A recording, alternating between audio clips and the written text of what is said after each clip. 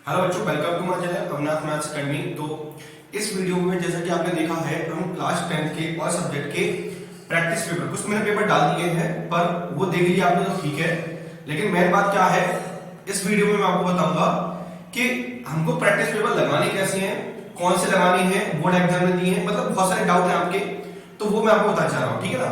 तो छोटा सा वीडियो होगा, आप कृपया करके ध्यान से पूरा वीडियो सुन लेना, देख लेना, अच्छे से समझ लेना, ठीक है।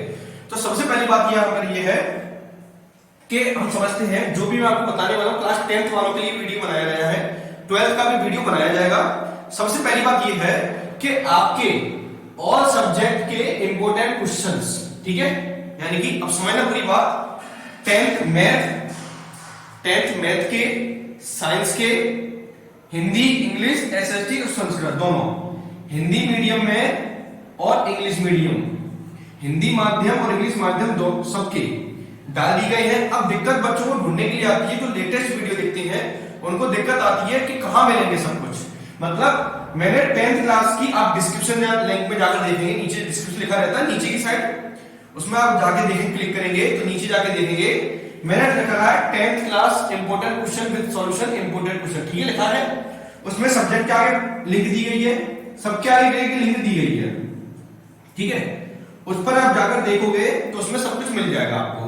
हिंदी में लिखा होगा तो हिंदी मीडियम का होगा, इंग्लिश में लिखा होगा तो इंग्लिश मीडियम का होगा। एक बात समझ आई?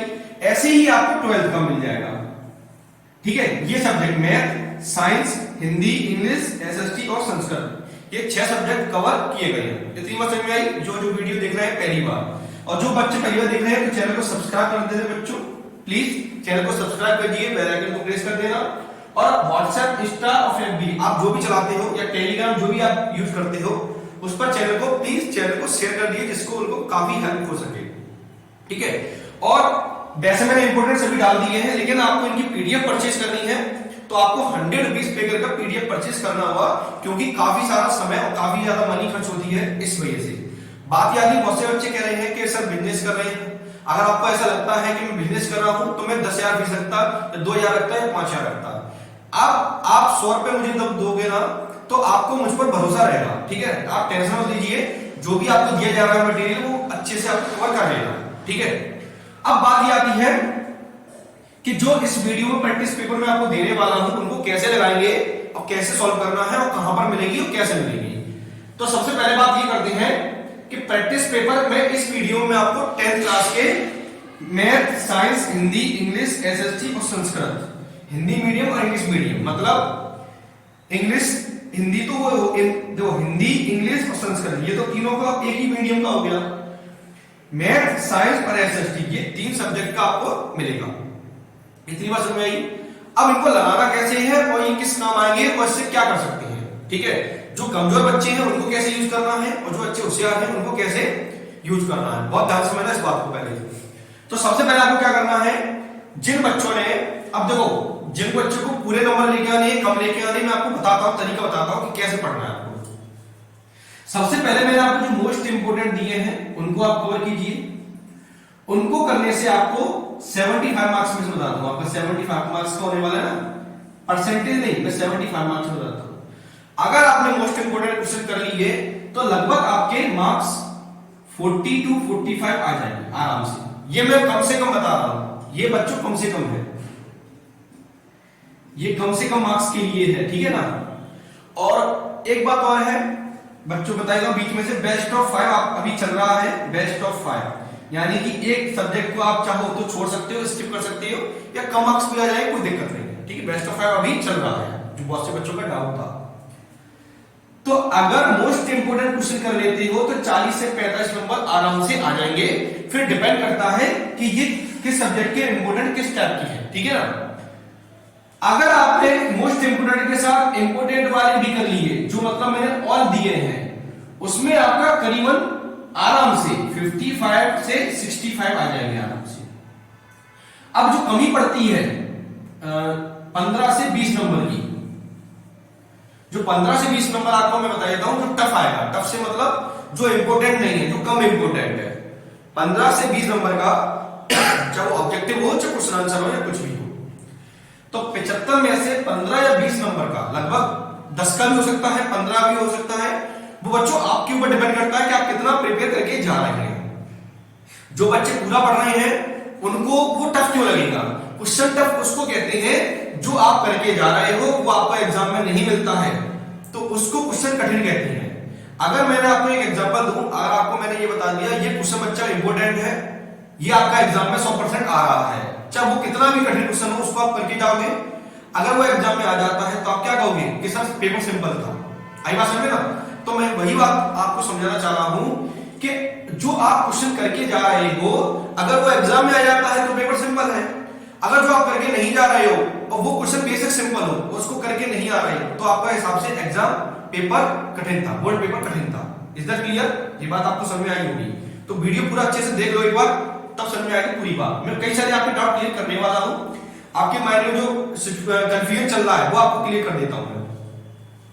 तो मोस्ट इंपोर्टेंट क्वेश्चन कर लोगे, इंपोर्टेंट कर लोगे। अब 15 से 20 क्वेश्चन आपको क्या करना पड़ेगा मैं बताता हूं आपको। सब सब्जेक्ट का अलग वेटेज तरीका होता है करने का। आप जिन्होंने बुक रीडिंग की है, अब आप ये बताइए, एक छोटी सी बात बताइए, अगर जो मैंने इंपोर्टेंट क्वेश्चन दिए हैं या जो मोस्ट इंपोर्टेंट क्वेश्चन दिए हैं, अगर उनमें से ही बच्चों 65 नंबर का आ जाएगा या 70 का आ जाएगा या 75 का आ जाएगा, तो सभी बच्चे टॉपर बन जाएंगे फिर तो टॉपर में गधे में और क्या अंतर रहेगा? ठीक है ना? 3 टाइप के बच्चे मान लो, तो टॉपर है, मीडियम है, कमजोर है थोड़ा सा, उसमें क्या अंतर रहेगा? तो जो टॉपर बच्चा वही तो माना जाएगा जो सब कुछ पढ़ के जा रहा है। आई बात समझ में ना? तो इसलिए मैं आपसे बोल रहा हूं, तो जिन्होंने मोस्ट इंपोर्टेंट कर लिए, इंपोर्टेंट कर लिए, और जो बच्चे प्रैक्टिस पेपर भी लगा देते हैं। अब प्रैक्टिस पेपर कौन सी है? ये प्रैक्टिस पेपर मैंने बोर्ड एग्जाम से आए हुए वो नहीं दिए हैं आपको, वो उनमें से भी आ सकता है, पर मैं कुछ नहीं कह सकता उन जैसा आएगा, कुछ जैसे आ सकते हैं, उसमें से आने के चांसेस बहुत कम है, ये आप समझ लो। जो बोर्ड ने आपको एग्जाम पेपर में जो प्री एनुअल थे या जो प्री बोर्ड कहते हैं इनको, जो प्रोवाइड करवाए आपको प्रैक्टिस पेपर बोर्ड एग्जाम वालों ने, तो उनमें से आने के चांसेस बहुत कम है। इसलिए मैं आपको ये क्वेश्चन पेपर देने वाला हूं, प्रैक्टिस पेपर। अब इनको लगाओ कैसे, कौन लगाना चाहिए, किनको लेना चाहिए? अब सुनो, सबसे पहले समझो, होशियार जो बच्चे हैं, मतलब होशियार से मतलब जो पूरे नंबर लाना चाहते हैं, 90 95 प्लस नंबर लेके आना चाहते हैं, उनके लिए बता रहा हूं। सबसे पहले वो बच्चे मोस्ट इंपोर्टेंट क्वेश्चन को अच्छे से कवर करेंगे, फिर इंपोर्टेंट क्वेश्चन को कवर करेंगे, उसके बाद प्रैक्टिस पेपर जरूर लगाएंगे, उसके बाद प्रैक्टिस पेपर जरूर लगाएंगे। उससे ये होता है आपको कॉन्फिडेंस आता है कि एग्जाम में मेरा कुछ नहीं छूटेगा। ठीक है?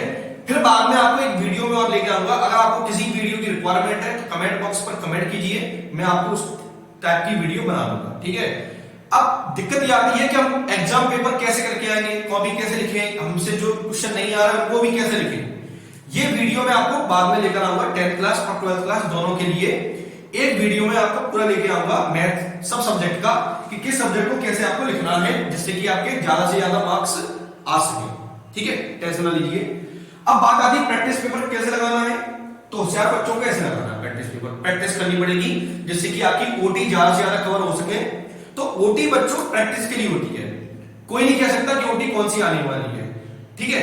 ओटी का मतलब होता है बेसिक चीज पूछना। जैसे मैं मैथ के हिसाब से बात करूं तो मैथ में बेसिक क्या होता है? फॉर्मूला होता है, फॉर्मूला पूछा जाएगा आपसे, या डेफिनेशन पूछी जाएगी बस, या छोटा सा कॉन्सेप्ट पूछ लिया जाएगा। ठीक है ना? ये पूछा जाता है।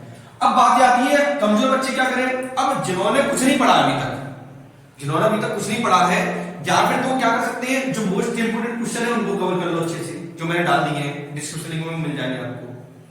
जो कमजोर बच्चे हैं वो मोस्ट इंपोर्टेंट क्वेश्चन कर लो और कुछ मत करना बेशक, कोई दिक्कत नहीं है।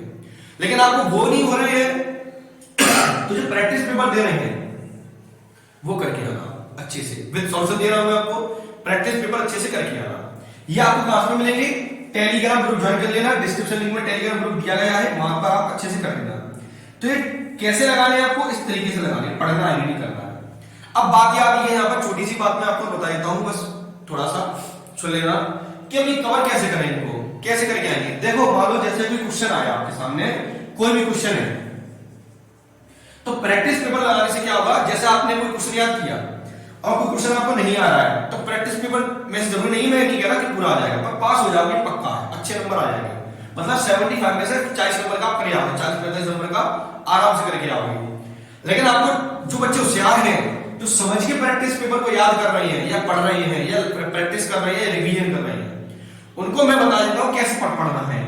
75 में से 65 कैसे लेके आनी है, या 55 या 60 प्लस लेके आना है, मतलब इसमें तो जैसे आपको क्वेश्चन करके आ रहा है वो आपको एग्जाम में नहीं आ रहा है, तो उस चैप्टर का उस जैसा आपको जो भी याद हो वो जरूर लिख के आना, खाली छोड़ के मत आना कॉपी। मतलब अगर आप कोई क्वेश्चन छोड़ के आते हो तो उसके मार्क्स बिल्कुल भी नहीं मिलेंगे, लेकिन उस क्वेश्चन पर आप कुछ ना कुछ लिखकर आते हो तो हो सकता है वो काट दे, पर नुकसान तो कुछ नहीं है, माइनस मार्किंग तो है नहीं है। इसलिए मैं आपको कहना चाह रहा हूं जो क्वेश्चन आपको ना आए तो उस क्वेश्चन से रिलेटेड, उस क्वेश्चन से संबंधित, उस प्रश्न से संबंधित आपको उस चैप्टर का जो भी याद हो वो आप अच्छे से कवर करके जाओ और उसको लिख के आना।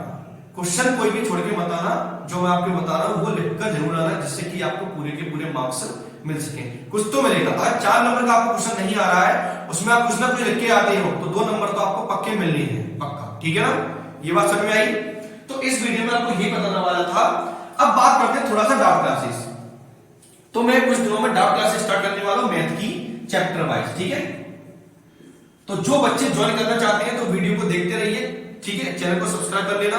और डाउट क्लासेस मैथ की ली जाएगी हिंदी मीडियम और इंग्लिश मीडियम, 10th की अलग ली जाएगी और 12th की मैं अलग लूंगा, ठीक है। तो मैथ की ली जाएगी सिर्फ, मैं आपको बता देता हूं, मैं बच्चों में मैथ्स पढ़ाता हूं, ठीक है। हो सकता है थोड़ा साइंस का भी ले सकता हूं, बाकी के डाउट की सॉल्विंग आपको मैं करवाऊंगा कैसे करवाना मुझे।